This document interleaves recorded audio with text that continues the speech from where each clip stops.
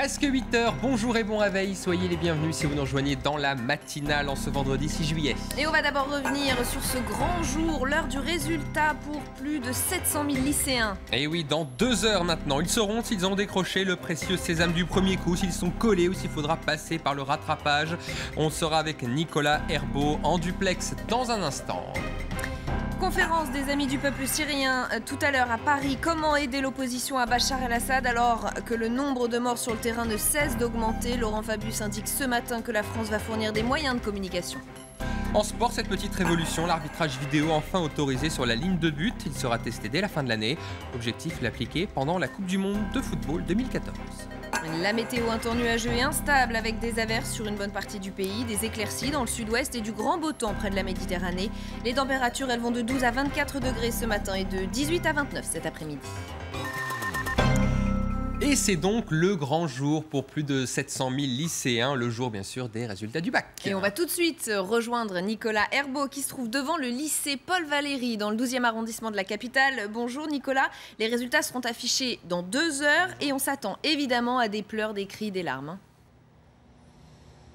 Évidemment, comme chaque année à cette période de l'année, évidemment, pour les 700 000 lycéens, eh bien, c'est l'attente. Ils ont planché du 18 au 22 juin dernier. Depuis, les copies ont été corrigées, les moyennes calculées et elles sont désormais entre les mains du proviseur de ce lycée ici à Paris. Alors, chaque académie a sa propre organisation. Ici, il faudra donc attendre encore pour Paris 2 heures puisque les portes de ce lycée s'ouvriront tout à l'heure à 10 h et les lycéens pourront donc découvrir leurs résultats. Alors je vous rappelle le principe, si vous avez au moins 10 de moyenne, eh bien vous obtenez directement le baccalauréat. Pour ceux qui sont entre 8 et 10, il faudra revenir pour un second groupe d'épreuves, c'est donc l'oral et les rattrapages. Et puis pour ceux qui ont moins de 8, eh bien il faudra revenir l'année prochaine. Mais rassurez-vous, cela devrait concerner une minorité des 700 000 lycéens puisque l'année dernière, je vous le rappelle, le taux de réussite pour le baccalauréat avait dépassé les 85%.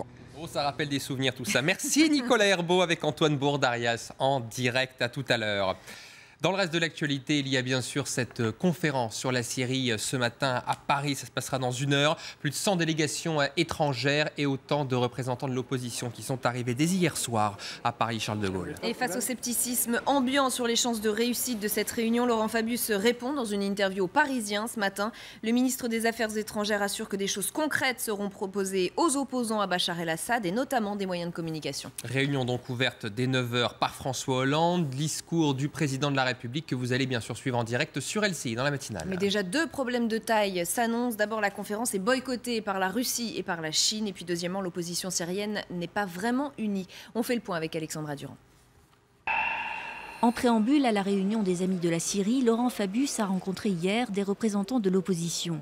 Une opposition syrienne incapable de s'entendre qui paraît plus divisée que jamais. Difficile dans ce contexte de préparer la transition voulue par la communauté internationale. Nous disons qu'il faut qu'il y ait un gouvernement de transition qui soit nommé, qui détienne tous les pouvoirs, ce qui veut dire que M. Bachar el-Assad devra partir.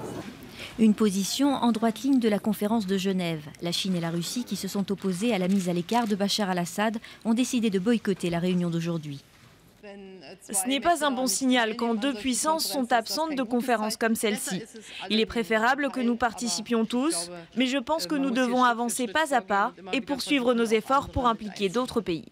Une réunion, la 3e en moins de 6 mois, qui a pour but de soutenir symboliquement et concrètement les opposants au régime de Bachar el-Assad. Mais les experts du dossier syrien sont pessimistes. Je crois que ce sommet ne servira pas à grand-chose. Il faut, à mon avis, arrêter de faire de fausses promesses à l'opposition syrienne, comme quoi il y aurait des interventions militaires, c'est faux. Sur le terrain, le chef des observateurs de l'ONU, le général Robert Mood, a critiqué la communauté internationale qui ne fait selon lui que palabrer sans remédier au conflit. En bref, sachez que François Hollande devrait se rendre très prochainement en Algérie avant la fin de l'année, explique l'Élysée. Le président français se déclare favorable à l'approfondissement du partenariat entre les 2 pays.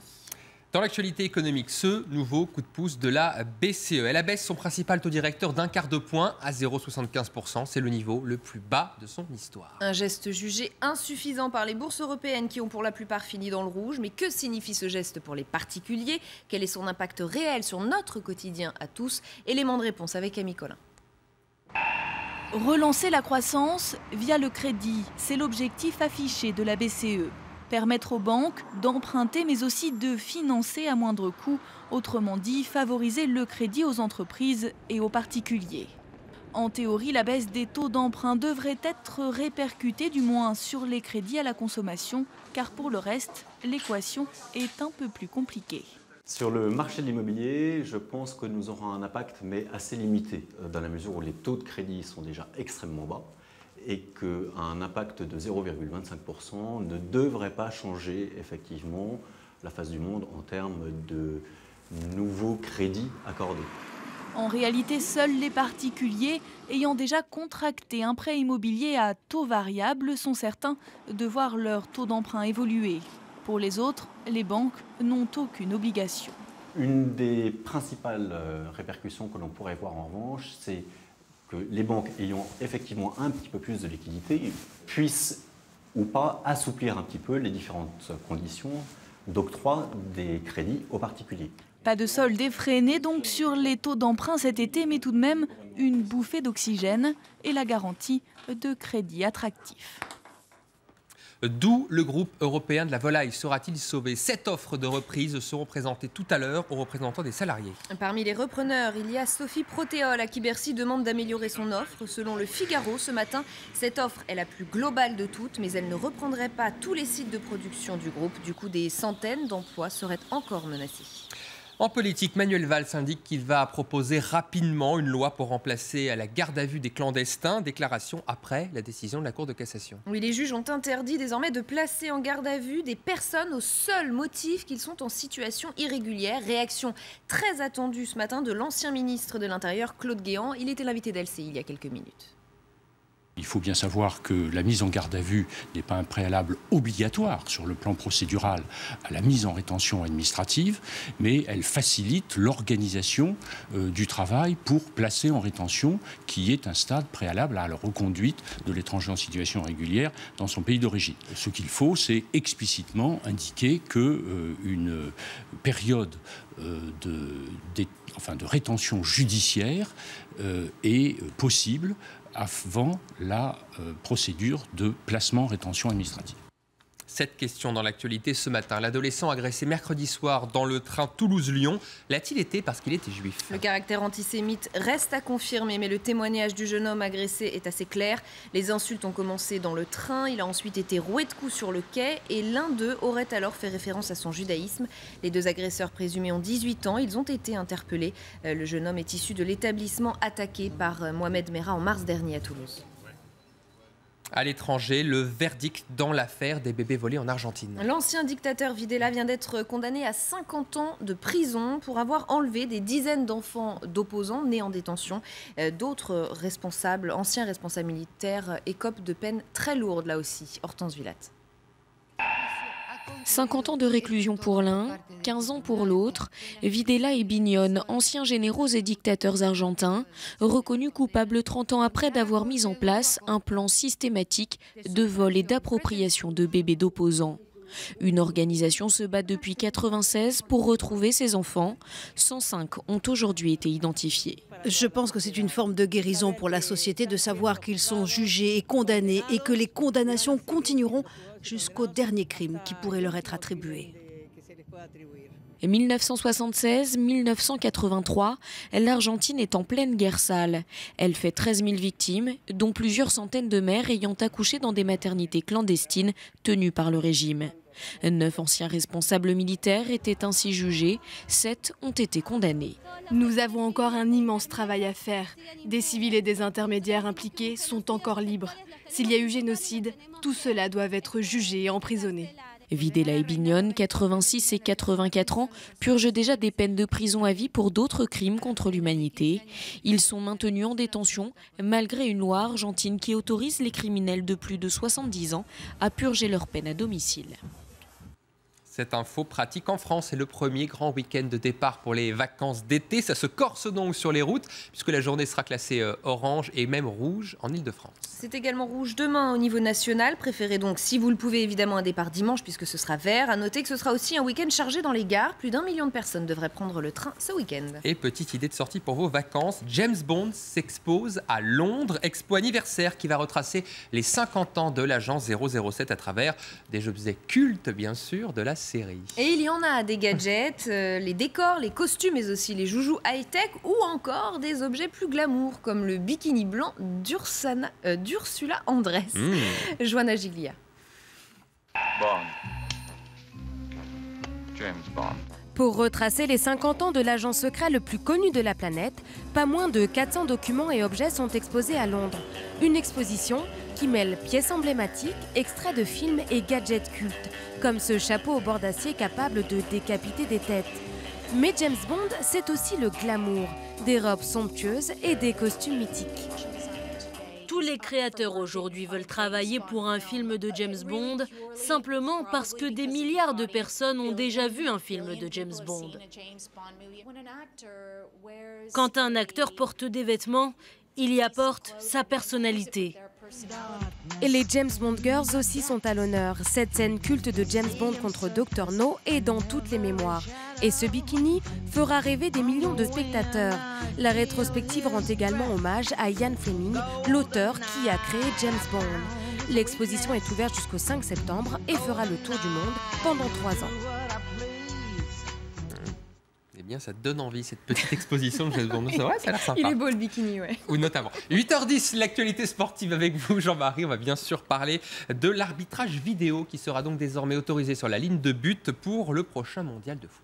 Oui, enfin, diront les partisans de l'arbitrage vidéo. Scandale, crieront les réfractaires à la technologie sur le terrain. En tout cas, la FIFA a décidé de tester un système qui permettra de savoir si oui ou non le ballon a franchi la ligne de but. Le débat sur la vidéo a été relancé lors du dernier Euro. Un but ukrainien face à l'Angleterre n'avait pas été accordé. Il était pourtant bien valable. L'erreur de trop pour Sepp Blatter. Pour Michel Platini, cette technologie coûte trop cher et favorisera un football à plusieurs vitesses. Je vous propose de les écouter. Moi, je ne suis pas contre la technologie, je suis contre l'arrivée de la technologie parce que ça ne va pas s'arrêter là, ça va continuer partout. On s'arrête où après? J'étais un adversaire féroce de n'importe quelle technologie. Je me suis dit, maintenant, il faut arrêter d'être contre la technologie. Si on a un système. Alors il y a l'arbitrage vidéo, mais aussi le port du voile pour les footballeuses, qui là aussi a été approuvé. Oui, sur cette question, là aussi, le débat a été assez long. Les premières réserves médicales et sur la sécurité ont donc été supprimées. Pour la FIFA, il s'agit d'ouvrir la pratique du football à toutes les femmes, quelle que soit leur confession religieuse. Beaucoup voient dans cette décision l'influence du vice-président de la FIFA, le prince Ali bin Al-Hussein de Jordanie. Allez, on va partir à Wimbledon où Joe Wilfried Tsonga se prépare à jouer la demi-finale. Il sera opposé à Andy Murray cet après-midi. Andy Murray, l'Écossais qui jouera quasiment à domicile à Wimbledon. Aucun Français n'a réussi à se hisser en finale depuis 15 ans. Le dernier, c'était Cédric Pioline en 97. Joe Wilfried Tsonga tentera donc de faire pareil. Chez les femmes, en revanche, on connaît l'affiche de la finale. Elle opposera demain Serena Williams à Agnieszka Radwanska. La natation, l'Open de Paris débute ce vendredi. Effectivement, dernier rendez-vous pour les 29 nageurs de l'équipe de France à 3 semaines des Jeux Olympiques. Ça se passe sur le prestigieux site de la Croix-Catlan dans le Bois de Boulogne. Alors il y aura bien sûr Camille Lacour, Camille Muffat, Yannick Agnel, mais aussi Léman Odou, le frère et la sœur. Laure sera alignée sur 100 mètres d'eau, Florent sur 50 mètres nage libre. Je vous propose de les écouter. Ils sont évidemment impatients de disputer les Jeux Olympiques en famille. Et ça fait 8 ans qu'on s'était promis un petit peu ça, donc ça commence à faire un petit bout de temps maintenant, mais on a tous les deux bossé très dur pendant ces 8 années et grâce à son comeback, on a réussi à se qualifier tous les deux, donc c'est super. Ça a été stressant à Dunkerque parce que non seulement j'avais mes courses, il y avait les siennes et il y a beaucoup de niveaux au niveau des messieurs, donc c'était pas évident, mais c'est un vrai plaisir de partager les jeux avec lui et avec tout le reste de l'équipe de France. Merci Jean-Marie, à tout à l'heure. Patricia, est-ce que c'est un week-end à sortir les maillots de bain? Non, pas du tout. Je vais vous parler d'une météo très instable. Ah, vive le mois de juillet. La méthode Patricia, c'est donc dans un instant, juste après le rappel des titres. Et puis Étienne Gernel nous rejoint pour son édito. À tout de suite, 8h13.